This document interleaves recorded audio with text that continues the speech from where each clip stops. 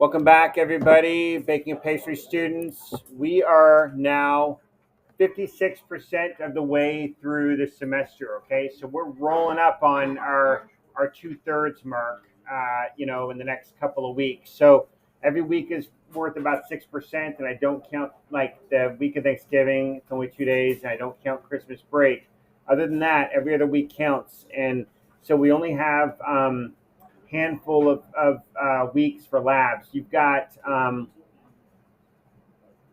6 more weeks of labs, okay? And then you've got your Top Chef activity, which you creatively designed the menu for your Top Chef activity around the things that you've learned this semester, and you guys compete for the total overall Top Chef team for the semester as part of your designed menu, okay? So I'm excited. In the next month, I'll be introducing that activity to you, so you have ample time to plan for that. Grades. I was not here on Friday, so I will. I'm just about caught up on all the grading for Friday, and then I'll input grades. As I've always said, I input grades on Monday for Skyward, so I'll do an update from Google Classroom to Skyward sometime this afternoon. Okay.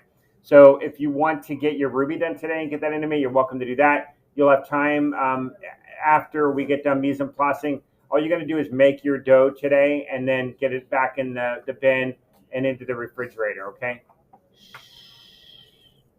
Okay, learning target here for the day and the week is we will learn and apply advanced cookie preparation, baking, and decorating skills. Okay, so again, we will learn and apply advanced cookie preparation, baking, and decorating skills. We're going to concentrate a lot this week on decorating. The shortbread cookies are pretty straightforward. The one thing I want to emphasize is the importance of measuring accurately.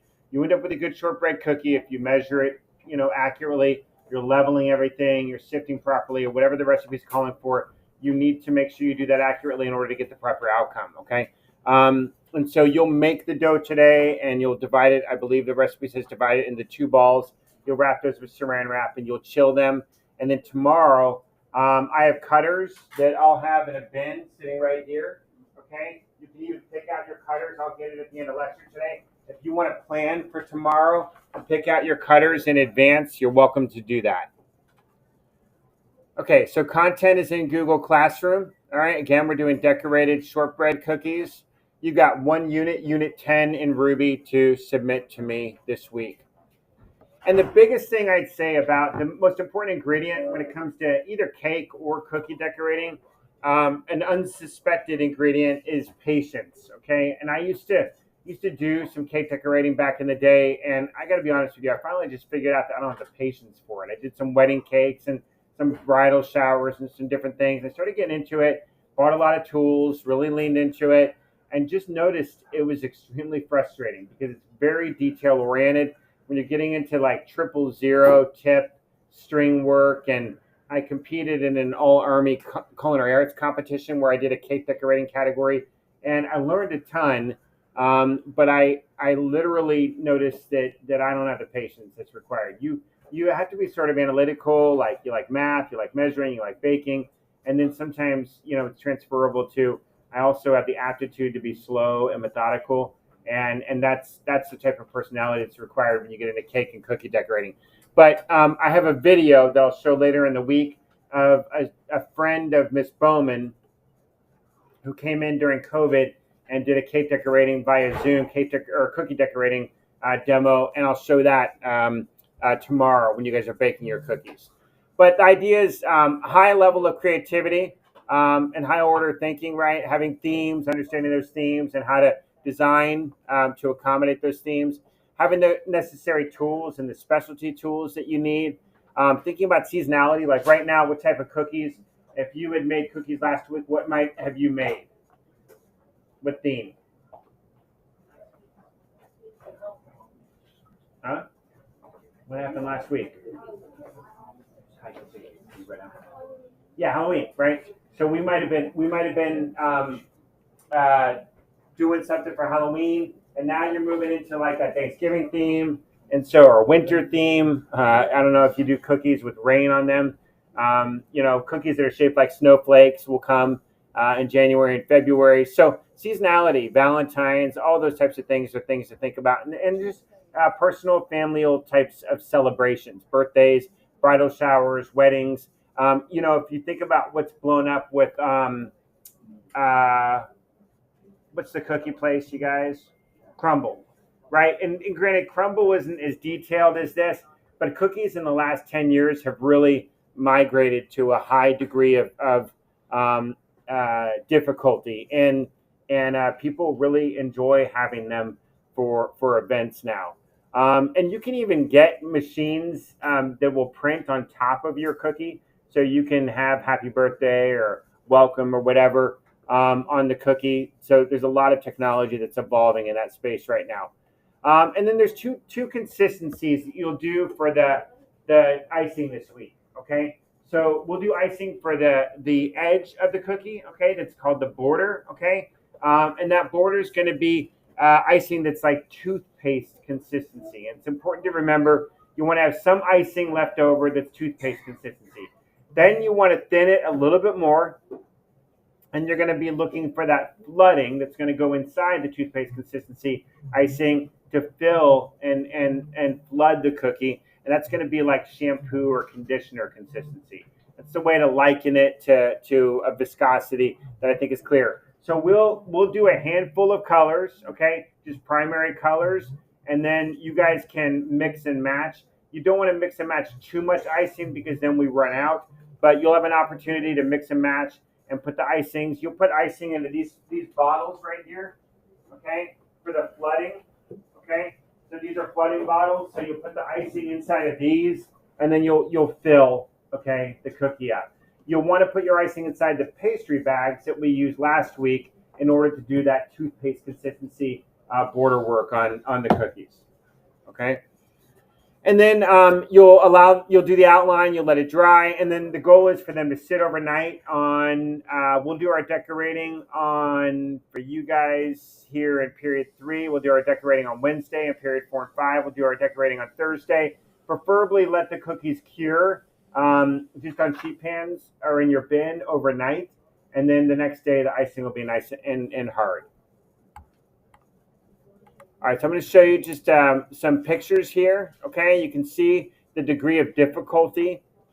Here's some string work or border work happening on this cookie on the bottom left.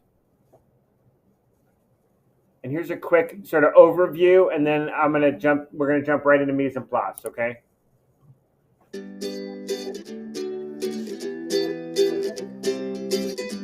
Hey guys, it's Tracy from the decorating room here at Wilton.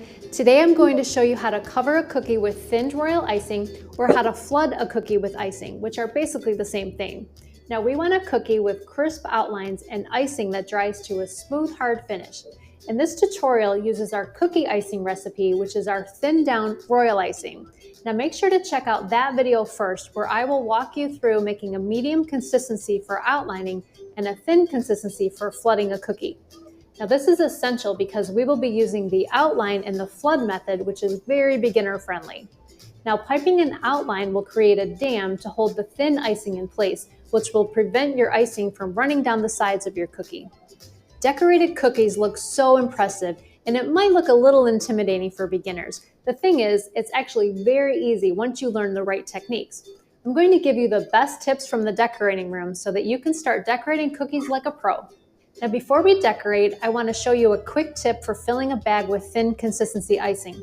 Now with medium consistency, you can use the same method as you always do for filling with icing, but for thin, you can do one of two things. You can fill the bag and snip off the tip with scissors right before flooding, and that's actually what I would suggest for most decorators. Or if you like working with a tip, maybe you have some really small sections to fill out and you want to be more precise, then I would suggest using a coupler. Now, even if you don't plan to switch out the tip, because this will make sure your tip stays in place and it doesn't go back into the bag. If you are using a tip, we recommend using a glass. Slide the bag in and position the tip so that it's facing upwards, and then fill the bag. Now that should prevent the icing from coming out. Now for either method, I like to use bag ties so that the icing doesn't ooze out the back or crust on the top edges of the decorating bag. We're ready to start decorating cookies, so let's begin by making some outlines. I'm using a tip 3 with medium consistency icing. I'm going to touch the tip to the surface, squeeze, and lift my bag. I keep squeezing and let the icing drop. You're just guiding the placement of the icing. This will really help create straight lines. Think of lifting and placing rather than trying to draw the line. You can stop in between if you need to take a break or turn the cookie. Just pick a natural place to do it. Now, for example, I would avoid stopping in the middle of the line. I would stop at the corner instead and pick it up from there. Now, it's the same technique for curved shapes or rounded shapes like we have in this heart cookie. Touch down, squeeze, and lift slightly. Now make sure to keep an even pressure as you follow the contours of your shape so that you have an even thickness on your line. Now, even as a professional decorator, I can tell you that outlining round shapes can be challenging. And if you find that you have a lot of stopping points or your circle looks crooked, let me show you our secret weapon, a small, damp decorator brush. Now, after piping, let the outline crust just a bit. I take my damp brush and I can either lightly smooth over the bumps or push the outline of the crooked sections and correct my shape. Now that my outlines are done and almost fully dried, I can start flooding the surface with thinned royal icing to cover my cookie. Now typically, if we are decorating a batch of cookies in the decorating room, we'll outline all the cookies first, then go back and flood them all in.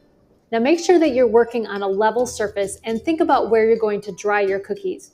If you plan to transfer these to a different part of the house, make sure you have a cookie sheet nearby to hold your finished cookies so that you can easily pick them up and move them later if you need to. For my project, there aren't any tiny details, so I'm not going to be using a tip. I'm just going to flood the entire surface. I'm going to cut the tip off the bag, and you can see how much I'm cutting off. It's not much at all, but you can always cut off more if you need to. Where you begin is up to you. You can start in the center to let the icing flow out. You can also begin around the edges, especially if you have small areas to fill in, like scalloped edges, for example.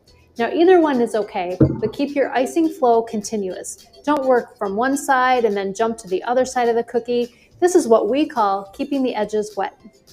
If you start on the edge like I did and then skip to the center, the edge of this cookie will start to dry.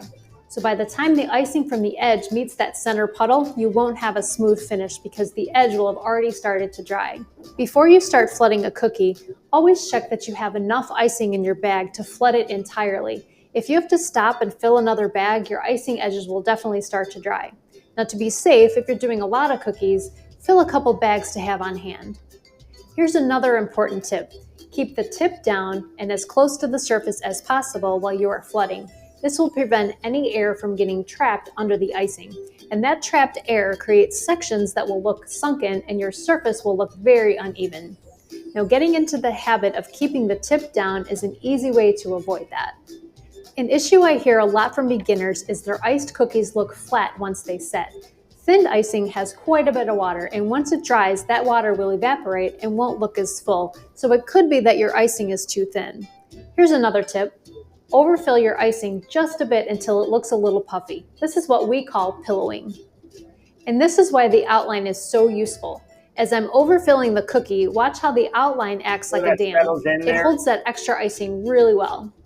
Of course, if you squeeze too much icing, it will overflow. And as you practice and decorate more cookies, you'll start to get a better feel for when to stop.